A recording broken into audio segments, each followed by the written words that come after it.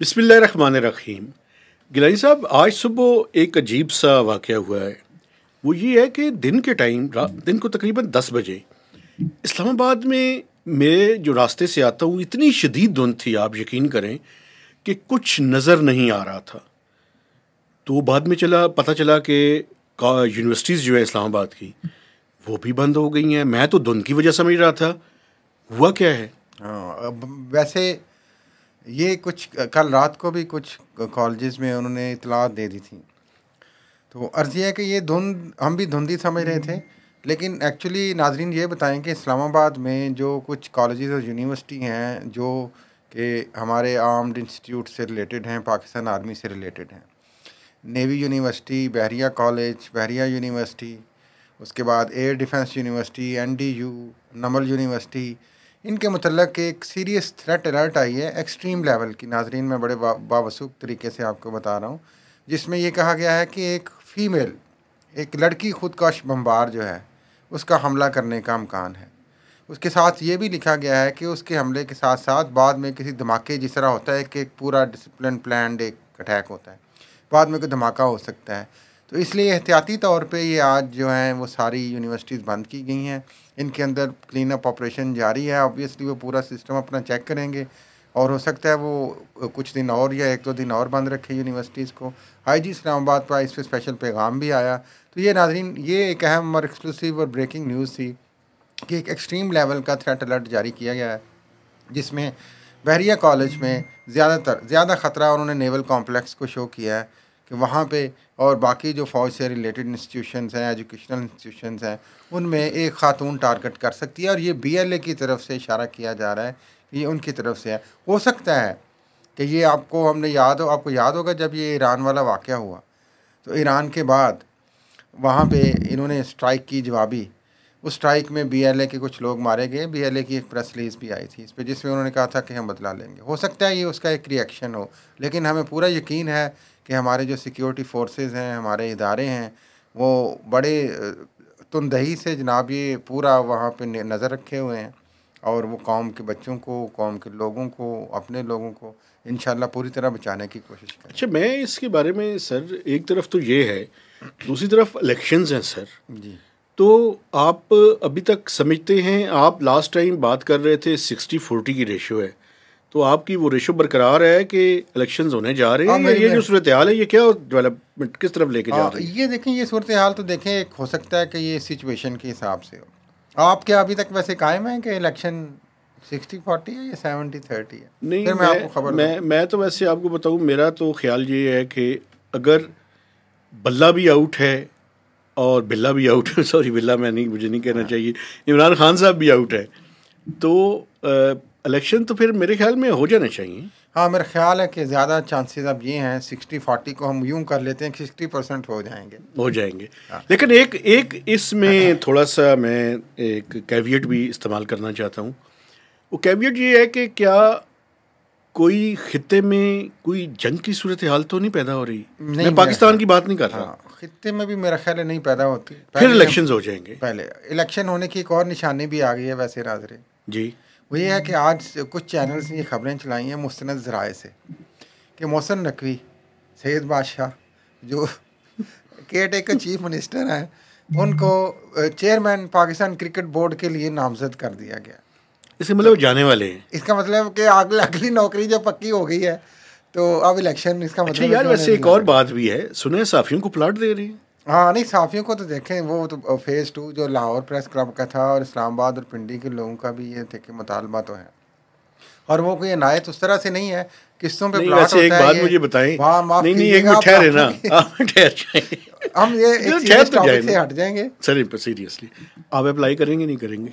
अभी तो पता ही नहीं वो होता है कि नहीं, क्योंकि आपस में लड़ाई हो गई है कोई। किसकी? तो जर्नलिस्टों की कुछ हो गया, क्योंकि उसमें उनकी जो अनाउंसमेंट है उसमें वो कह रहे हैं हुकूमत पंजाब के सहाफ़ियों में सिर्फ कैमरामैन, फोटोग्राफर और रिपोर्टर हजरात होंगे। तो न्यूज़ रूम के लोग, डेस्क के लोग और जो टेक्नीशियंस हैं उनको शामिल नहीं किया जा रहा। आप तो रिपोर्टर है माशाल्लाह, उसमें आप तो देखें बेनिफिशियरी हो सकते हैं आप। अगर हो गया तो फिर आप पकड़ के प्रोग्राम कर लीजिएगा। अभी तक नहीं हूँ मैं।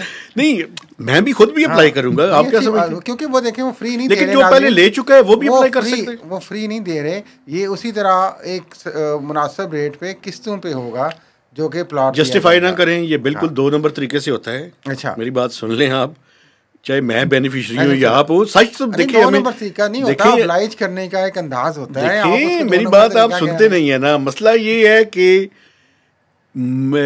ये जो साफ़ी हैं उनको नवाजने का एक तरीका है। आप पाकिस्तान के लोगों को भी उस सब्सिडाइज रेट पे देने शुरू कर दें, मुझे कोई इतराज़ नहीं। वो आशियाना बना था ना एक शहबाज शरीफ वाला यार। अच्छा, साफ़ियों को आशियाना नहीं समझते? नहीं, इनका मस्कन रखे हैं उन्होंने नाम। अच्छा, एक तीसरी और चीज़ भी चले, लेकिन आप अगर इजाज़त दें, ये आज चीफ जस्टिस साहब ने कोई ख़ास फिर कोई चीज़ डिले कर दी है, आप डिस्कस कर रहे थे, वो क्या है? बल्कि 2 बातें नाजरीन, हम जो मुकालमा टीवी पे अपनी कुछ काविश करते हैं, आपको कोशिश करते हैं कि सही तज्ज़िया दें, परसेप्शन सही दें जो भी चल रहा है, और अपना एनालिसिस सही दें, और कुछ खबर है हमारे पास तो उसको भी उस तरीके से शेयर करें। तो 2 खबरें मेहताब साहब मुकालमा टीवी आपके प्लेटफार्म से हमने यहाँ पे शेयर की थी। एक, ये आपका प्लेटफार्म है, बहुत शुक्रिया। एक, फैज़ाबाद धरना कमीशन की आज हेयरिंग थी। वो छोटी सी हेयरिंग थी क्योंकि फेडरल गवर्नमेंट ने ये कहा था कि हमें 1 महीने का और टाइम दें, जो कि उन्होंने कहा है कि कोशिश करें कि 14 फरवरी तक कंप्लीट हो जाए। तो एक तो ये वो ख़बर थी। ये हमने उस वक्त भी प्रोग्राम में जब ये शुरू हुआ था तो बताया था नाजरीन कि बहुत कभी इम्कान है कि हुकूमत इसकी एक्सटेंशन के लिए जाएगी, और वो गई। दूसरी अहम बात जो हमने अपने टीवी प्रोग्राम पे कुछ दिन पहले की, जब ये ईरान और पाकिस्तान वाली सिचुएशन जो है बहुत एस्केलेट कर गई, तो याद होगा कि जवाबी सर्जिकल स्ट्राइक्स हुए पाकिस्तान की तरफ से। तो मुकालमा टीवी पे हमने ये कहा था कि काफ़ी उम्मीद है कि ये मामला अब सेटल हो जाएगा, और ये हमने नाजरीन ये ख़बर शेयर की थी कभी इम्कान के साथ कि बहुत जल्द ईरान से एक बड़ी शख्सियत वज़ीर ख़ारजा या उससे ऊपर के लेवल के लोग पाकिस्तान आएंगे, और पाकिस्तान आके वो मिलेंगे, माजरत करेंगे, जॉइंट प्रेशर करेंगे, गलतफहमी को दूर करेंगे। तो आज मेहताब साहब फ़ॉरेन ऑफिस ने बाकायदा ऐलान किया है कि 29 जनवरी को ईरान के वज़ीर ख़ारजा इस्लामाबाद आएंगे। अच्छा। और वो उस मामले पे बात करेंगे। तो ये एक हम कोशिश करते हैं कि हम अपनी खबरों के हवाले से नाजरीन को कहें कि अगर हमारा क्रेडिट बनता है तो वो हमें दें। तो ये 2 खबरें हमने फैज़ाबाद कमीशन की एक्सटेंशन की भी पहले से ज़ाहिर कर दिया था। ठीक है, बिल्कुल सही। और ईरान के वज़ीर ख़ारजा के मतलब हमने कहा था कि माशाल्लाह सर, इम्कान है बहुत जल्द आएगी, और वो आ रहे हैं। आपकी खबरें, और इंशाल्लाह खैर ही होगी, आपकी खबरें सच साबित हुई हैं। आपसे बाद में मैं कॉफ़ी की रिक्वेस्ट करूँगा, लेकिन प्रोग्राम के बाद। दूसरा मुझे ये बताएं कि इलेक्शंस की जो कैंपेन है जी, उसके बारे में एक मैं आपको पहले शेयर कर दूं कि आज एक इदारा है Pakistan institute of development economics, pied, उन्होंने एक मैनिफेस्टो दिया है जी। उस मैनिफेस्टो पे हम उनको बुलाकर बाद में भी डिस्कशन करेंगे, लेकिन पॉलिटिकल पार्टीज़ के सामने उन्होंने काफ़ी सारी इम्पॉर्टेंट चीज़ों के बारे में बात की है। अच्छा। एक बात उन्होंने जो बड़ी ख़ास की है वो ये है कि ये टर्म के ऊपर उन्होंने कहा है कि ये टर्म 2 या 3 से ज़्यादा नहीं होनी चाहिए। तो वो उनको बुला के, कौन सी टर्म? प्राइम मिनिस्टर की भी, और ये जो इलेक्टेबल्स आपको पता है कि फैमिलीज ऑफ डायनेस्टिक पॉलिटिक्स। हम ये कह रहे हैं कि बेसिकली उन्होंने अपनी एक इलेक्टोरल रिफॉर्म्स के हवाले से एक एजेंडा पेश किया। देखें बाकी पार्टी इकॉनमी के ऊपर भी मंशूर ला नहीं रही।